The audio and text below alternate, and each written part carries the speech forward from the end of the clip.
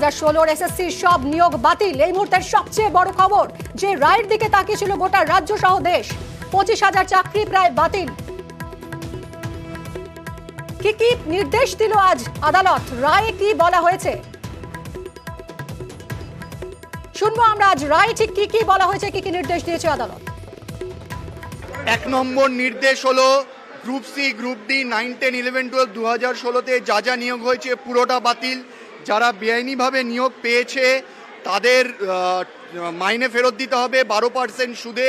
CBI investigation করবে কি করে সুপার নিউমারিক পোস্ট হলো এবং যারা বেআইনি নিয়োগ পেয়েছে তারা কিভাবে পেলো, দরকার হলে তাদের কাস্টোডিয়াল ইন্টারোগেশন।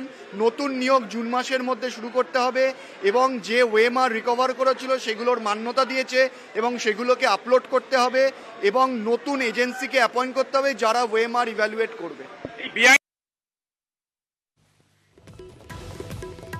আর এই মুহূর্তে আমাদের সঙ্গে রয়েছেন আমাদের প্রতিনিধি শার্নিক। শার্নিক, তোমার সঙ্গে বেশ কিছু চাকরি প্রার্থী রয়েছেন, তাদের প্রতিক্রিয়া যদি একটু জানা যায়, কথা বলা যায়।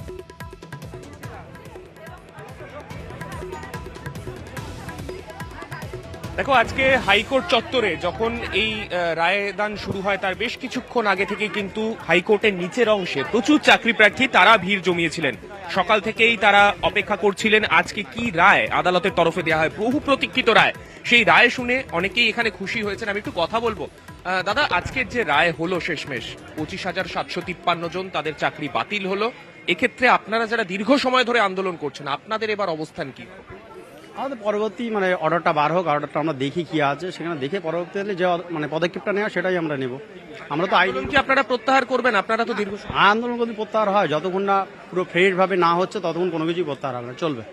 আজকে এসএসসির তরফে বলা হচ্ছে যে আজকে তারা তাদের পরবর্তী অবস্থান তারা সাংবাদিক সম্মেলন করে দুপুরে জানাবেন। এসএসসির তরফে আপনাদের নিয়োগ করা হতে পারে যারা আপনারা যোগ্য চাকরি প্রার্থী, সেই বিষয়ে কোনো আশা রাখছেন এখন? হ্যাঁ, অবশ্যই আশা রাখছি, কারণ যারা যোগ্য প্রার্থী তারা পাবে, এটা আমরা 100 ভাগ আশা রাখছি। কারণ ওরা পুরো সম্পূর্ণ চেক করুক, ক্লিয়ার করুক, দেখুক এবং আমাদেরকে জানাক যে ঠিক আছে, যে পাবে সে যোগ্য, সে পাবে, অবশ্যই পাবে, এটা আমরা আশা রাখছি।